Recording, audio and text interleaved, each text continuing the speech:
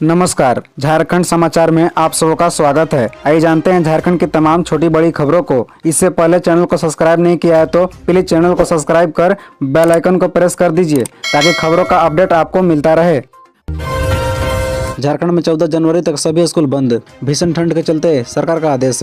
भीषण ठंड को देखते हुए झारखंड सरकार ने सभी सरकारी और प्राइवेट स्कूलों को 14 जनवरी तक के लिए बंद कर दिया है। आदेश के अनुसार एलकेजी से 5वीं तक के सारे स्कूल 14 जनवरी तक बंद रहेंगे। सरकार ने यह फैसला जबरदस्त ठंड के चलते लिया है। सरकार के आदेश के मुताबिक राज्य में शीतलहर का प्रकोप कम नहीं हो रहा है। इस वजह से कक्षा 5वीं तक के सभी सरकारी और गैर सरकारी स्कूलों को 14 जनवरी तक बंद रखा जाएगा। 5वीं कक्षा तक के बच्चों के स्कूल अब 16 जनवरी को खुलेंगे। पता चले कि सरकारी आदेश के मुताबिक बच्चों के सेहत को ध्यान में रखते हुए स्कूलों में मिड डे मील मिलता रहेगा। साथ ही शिक्षकों की छुट्टी नहीं की गई है। सरकार ने भीषण ठंड और शीतलहर के चलते यह फैसला लिया है। सुषमा बड़ाइक पर दानिश रिजवान के कहने पर चली थी गोली। लखनऊ से गिरफ्तार शूटर ने खोले राज। सुषमा बड़ाइक पर हम प्रवक्ता दानिश रिजवान के कहने पर फरहान और मुदस्सिर ने गोली चलाई थी। झारखंड पुलिस ने 2 दिन पहले ही इन दोनों को लखनऊ से गिरफ्तार कर लिया है। गिरफ्तार दोनों अपराधियों ने रांची पुलिस के साथ पूछताछ में महत्वपूर्ण सुराग दिए हैं। सूत्रों का कहना है कि दोनों ने पूछताछ में स्वीकार किया है कि बिहार की राजनीतिक पार्टी हम प्रवक्ता दानिश रिजवान के कहने पर ही हम लोगों ने सुषमा बड़ाइक पर गोली चलाया था। पुलिस ने दोनों के बयानों पर अपनी जांच को आगे बढ़ाते हुए कई और महत्वपूर्ण सुराग हासिल किए हैं। पता चले कि झारखंड पुलिस ने कुछ दिन पहले ही दानिश रिजवान को आरा कोर्ट से गिरफ्तार कर लिया था। दानिश रिजवान और सुषमा बड़ाइक का पिछले कई माह से विवाद चल रहा है। सुषमा बड़ाइक ने दानिश पर कई गंभीर आरोप लगाई है। इसको लेकर दोनों के बीच पिछले कई माह से विवाद चल रहा है। झारखंड पुलिस ने इसी मामले में दानिश को बिहार के आरा कोर्ट से गिरफ्तार कर ली थी। दानिश किसी व्यवसायी की हत्या केस के आरोप में आरा कोर्ट में पेशी के लिए आए थे। पुलिस सादे कपड़े में वहाँ पहले से ही खड़ी थी। जैसे ही वो कोर्ट से बाहर निकले पुलिस ने उनको दबोच लिया। दानिश की गिरफ्तारी के 2 दिन बाद ही अपराधियों ने सुषमा बड़ाइक पर रांची में हमला कर दिया था, जिसमें वो और उनका अंगरक्षक गंभीर रूप से जख्मी हो गए थे। यह घटना रांची के अरगोड़ा थाना क्षेत्र के साजानंद चौक के पास घटी थी। झारखंड चैम्बर ने कहा खूंटी गुमला समेत इन आदिवासी बहुल जिलों को रेल मार्ग से जोड़ा जाए। अगले महीने 1 फरवरी को आम बजट 2023 संसद में पेश किया जाएगा। इस बजट से देश के सभी राज्यों को उम्मीदें रहती है। हर राज्य चाहता है कि केंद्र सरकार उसके क्षेत्र में ऐसी योजना शुरू करे जिससे इलाके का विकास हो, लोगों को रोजगार मिले। झारखंड चैम्बर ऑफ कॉमर्स ने झारखंड के आदिवासी बहुल इलाकों को रेल मार्ग से जोड़ने की मांग की है। झारखंड चैम्बर ऑफ कॉमर्स के अध्यक्ष किशोर मंत्री ने कहा कि गुमला, चतरा, सिमडेगा और खूंटी जैसे आदिवासी बहुल इलाका अब तक रेल मार्ग से नहीं जुड़ पाए हैं। रेल संपर्क नहीं होने की वजह से ये क्षेत्र आर्थिक विकास की मुख्य धारा में शामिल नहीं हो पाए हैं। इन जिलों के सामाजिक आर्थिक विकास के लिए रेल कनेक्टिविटी बहुत जरूरी है। अधिवक्ताओं को देंगे बीमा का लाभ। कोर्ट फीस कम करने पर भी विचार, सीएम हेमंत सोरेन। दरअसल झारखंड में कोर्ट फीस बढ़ोतरी के खिलाफ राज्य के अधिवक्ता आंदोलनरत हैं। इसी बीच मुख्यमंत्री हेमंत सोरेन ने राज्य में पहली बार मुख्यमंत्री अधिवक्ता संवाद कार्यक्रम का आयोजन सीएम आवास में किया। संवाद कार्यक्रम में विभिन्न जिलों के बार काउंसिल सदस्य, एपीपी तथा अधिवक्ता शामिल हुए। इन्हें संबोधन करते हुए मुख्यमंत्री ने जहाँ कई महत्वपूर्ण घोषणाएं की, वहीं कोर्ट फीस कम करने पर विचार करने का भी आश्वासन दिया। उन्होंने सभी अधिवक्ताओं के लिए दुर्घटना व स्वास्थ्य बीमा की योजना लेने की बात कही। इसके तहत अधिवक्ता सब परिवार प्रतिवर्ष बेहतर इलाज के लिए 5 लाख रुपए तक की सहायता राशि प्राप्त कर सकेंगे। सीएम हेमंत सोरेन ने कहा कि हर जिले में नए सिरे से सुसज्जित बार कम्प्लेक्स का कार्य शुरू किया जाएगा।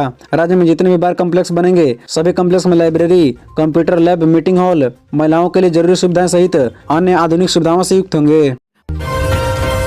धनबाद आईएसएम में अमेरिका से आया छात्र कोरोना पॉजिटिव, दहशत का माहौल। IIT-IIMS में विदेश से आया एक छात्र कोरोना पॉजिटिव पाया गया है। उसके सैंपल को जीनोम सीक्वेंसिंग के लिए भेजा जाएगा।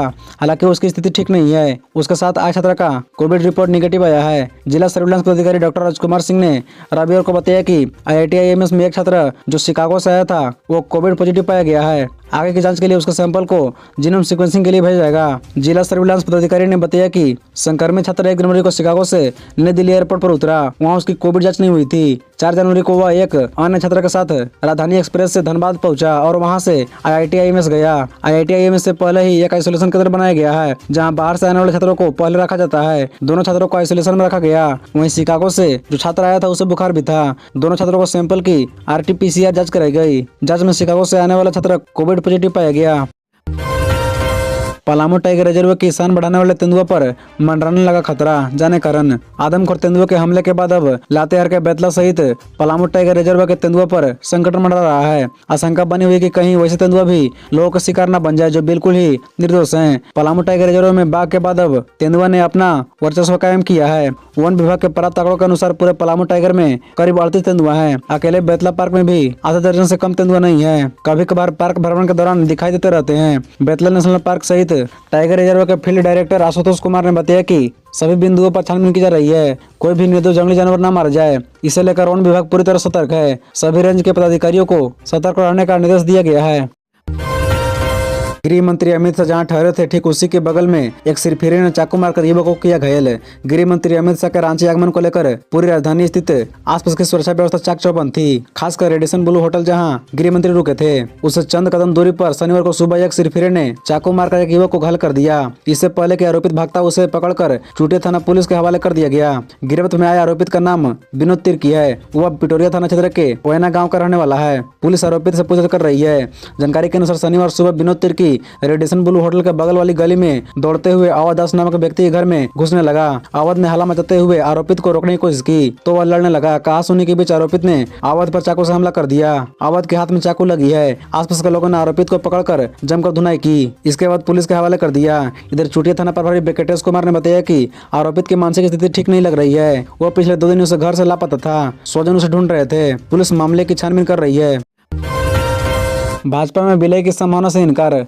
मैं जमशेदपुर पूर्व से व मेरी पार्टी 30 सीटों पर लड़ेगी चुनाव। सरजू राय। जमशेदपुर पूर्व के विधायक सरजू राय ने कहा कि यदि वे अगला विधानसभा चुनाव लड़े तो जमशेदपुर पूर्व से ही लड़ेंगे। उनकी पार्टी भारतीय जनता मोर्चा राज्य की 30 विधानसभा सीटों पर चुनाव लड़ने की तैयारी कर रहा है। उन्होंने अपनी पार्टी का भाजपा में विलय की संभावना से इनकार किया। उन्होंने लगे हाथों भाजपा के जमशेदपुर में विशेष व्यक्ति के प्रभाव वाली भाजपा होने पर आरोप लगाया। कहा कि स्वास्थ्य मंत्री बन्ना गुप्ता और जमशेदपुर भाजपा में समझौता है। भाजपा की जमशेदपुर इकाई से जनता की अपेक्षाएं पूरी नहीं हो रही है। राय ने शनिवार को आवास पर संवाददाता सम्मेलन को संबोधित कर रहे थे। उन्होंने कहा कि भाजपा से विलय करने के लिए वे व्याकुल नहीं है। भाजपा और झामुमो से समान दूरी बनाकर रखेंगे। उन्होंने जमशेदपुर पूर्व में अब तक किए गए विकास योजना और भविष्य में किए जाने वाले कार्यों की जानकारी दी। उन्होंने कहा कि उनकी पार्टी और भाजपा की विचारधारा समान है।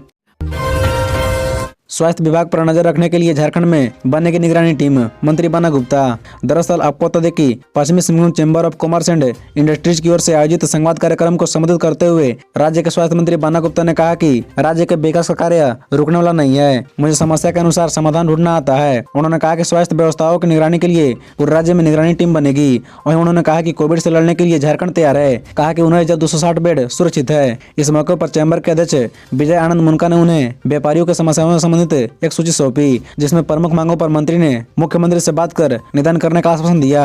उन्होंने कहा कि जमशेदपुर में एयरपोर्ट के मुद्दे पर सांसद विद्युतरण महतो ने भी उनसे बात की है। इस मामले में जो भी अड़चने आ रही है उसे तत्काल दूर करने की दिशा में सरकार के स्तर पर प्रयास किया जाएगा। साथ ही व्यापारियों ने बताया कि वर्ष 2016 से शहर में टाटा लीज एरिया में रजिस्ट्री बंद है, जिससे सरकार को राजस्व का भी नुकसान हो रहा है। इस मौके पर उन्होंने भू राजस्व से बात कर रास्ता निकालने का आश्वासन दिया। नियोजन नीति को लेकर जेएमएम ने किया दावा। रोजगार सरकार की प्राथमिकता में प्रमुख। बजट सत्र से पहले लिया जाएगा ठोस कदम। रोजगार सरकार की प्राथमिकता में सबसे ऊपर है। जो कुछ चल रहा है उसका हल जल्द निकाला जाएगा। बजट सत्र से पहले नियोजन नीति पर कोई ठोस निर्णय ले लिया जाएगा। युवाओं को इसके लिए चिंतित होने की जरूरत नहीं है। ये बातें जेएमएम के महासचिव सुप्रियो भट्टाचार्य ने कही। वे कल गृह मंत्री अमित शाह के चाईबासा प्रवास को लेकर पत्रकारों से बात कर रहे थे। जेएमएम के महासचिव सुप्रियो भट्टाचार्य ने कहा कि अमित शाह ने चाईबासा में कहा कि मोदी ने एक आदिवासी महिला को राष्ट्रपति के पद पर बैठा दिया। अमित शाह कहना क्या चाह रहे हैं कि एक आदिवासी महिला राष्ट्रपति बनी है तो क्या वह अनुकंपा पर बनी है? गृह मंत्री ने चाईबासा में जो कहा वह दयनीय है। राष्ट्रपति अनुकंपा पर नहीं बनी है। गृह मंत्री का बयान ऐसा है मानो कि पीएम मोदी और भाजपा ने उन्हें अनुकंपा पर राष्ट्रपति पद पर बैठाया हो। उन्होंने कहा कि ऐसा नहीं कि अमित शाह पहली बार झारखंड या कोल्हान आए थे। इससे पहले भी चक्रधरपुर में आए थे तो विधानसभा चुनाव में कोल्हान में भाजपा का सुपड़ा साफ हो गया था।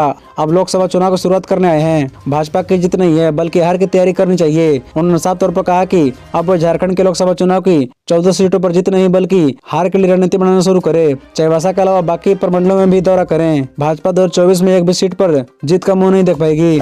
खबरों से जुड़े रहने के लिए चैनल को सब्सक्राइब, वीडियो को लाइक एवं एक दूसरे से शेयर जरूर करें। धन्यवाद।